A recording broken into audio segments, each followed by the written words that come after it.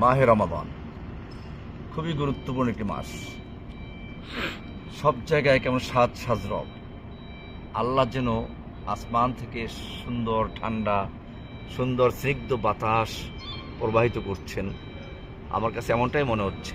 মসজিদে নববীর ছাদে বসে আছে, ভাবছি এই রমজানের এত মর্যাদা কেন, কি ঘটল?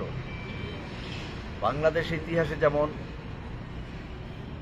21শে ফেব্রুয়ারি, 26শে মার্চ, 16 ডিসেম্বর কত এলো কত গেল, কেউ কোনোদিন খোঁজ খবর রাখার চিন্তাও করেনি। কিন্তু বিশেষ কিছু ঘটার পর থেকে এই দিনগুলোর মর্যাদা বেড়ে গেল।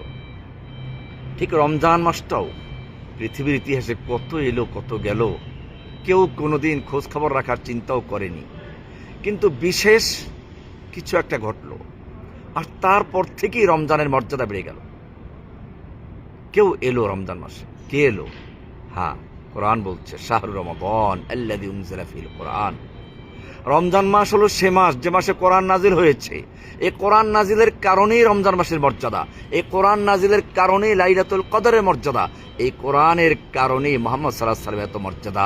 আর সেই জন্যই তো কোরআনকে প্রতিষ্ঠিত করার জন্য তিনি রক্ত দিয়েছেন, ওহুদে, তায়েফে, কত জায়গায় মার খেয়েছেন। এই কোরআন আল্লাহ তাআলা বলছেন শাহরু রমাদান আল্লাযী উনজিলা ফীহিল কোরআন হুদাল লিন-নাস ওয়া বায়্যিনাতিম মিনাল হুদা ওয়াল ফুরকান। সত্য মিথ্যার মধ্যে একটা পৃথক করে দেয়, প্রাচীর করে দেয়।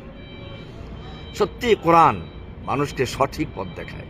ইন্না হাযাল কোরআন ইয়াহদি লিল্লাতী হিয়া আকওয়াম। মানুষকে সঠিক পথ প্রদর্শন করে। সত্যি সঠিক পথ কত কঠিন তা কি জানেন?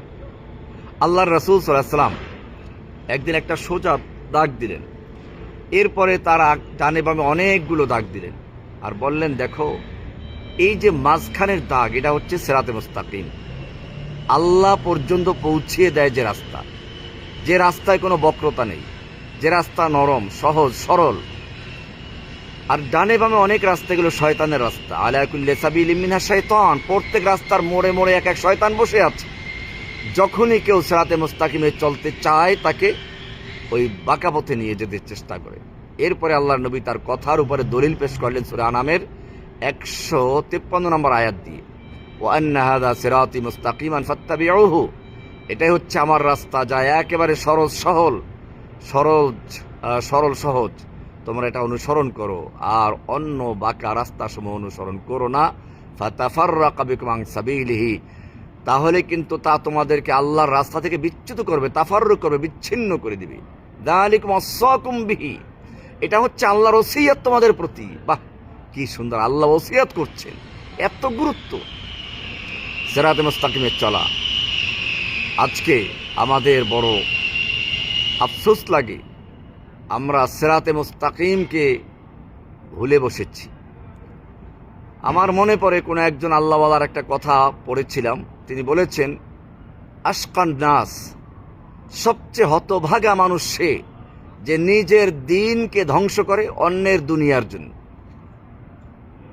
মনে করেন একজন বউ তালাক হয়ে গেছে, লোকটা মাসআলা জানার চেষ্টা করলো হুজুরের কাছে এসে, সে তো তার দিন ঠিক করার জন্য, হুজুর তাকে খুশি করার জন্য বলে দিল তালাক হয় নাই। তাহলে তার তো দিন ঠিক করার জন্য সে এসেছিল, তার দিন ঠিক করে দিল, কিন্তু নিজের দিন নষ্ট করলো। এই জন্য বলা হয়েছে সবচেয়ে হতভাগা সে যে নিজের দিনকে ধ্বংস করে অন্যের দিনকে ঠিক রাখার জন্য। আর তার চেয়ে হতভাগা সে যে নিজের দিনকে ধ্বংস করে অন্যের দুনিয়াকে ঠিক করার জন্য। নির্বাচনে অনেককেই দেখা যাচ্ছে যে কাউকে খুশি করার জন্য, কাউকে জেতানোর জন্য কত রকমই না বাহানা করেছে, সিরাতে মুস্তাকিম ভুলে গিয়েছিল। আসুন আল্লাহর কাছে খালেস তওবা করে নতুন খাতা খুলুন। ব্যবসায়ীরা যেরকম নতুন খাতা খোলে, হাল খাতা, আসুন আমরা একটা হাল খাতাগুলি পিছনের সব কিছু ধুয়ে মুছে পরিষ্কার করে তওবা করে আল্লাহর কাছে আমরা একটা নতুন খাতা ওপেন করি। এখন থেকে আমরা আল্লাহর কাছে তওবা করে আল্লাহর বান্দা হয়ে যাই, মানুষের গোলামি না করে আল্লাহর গোলামি করি।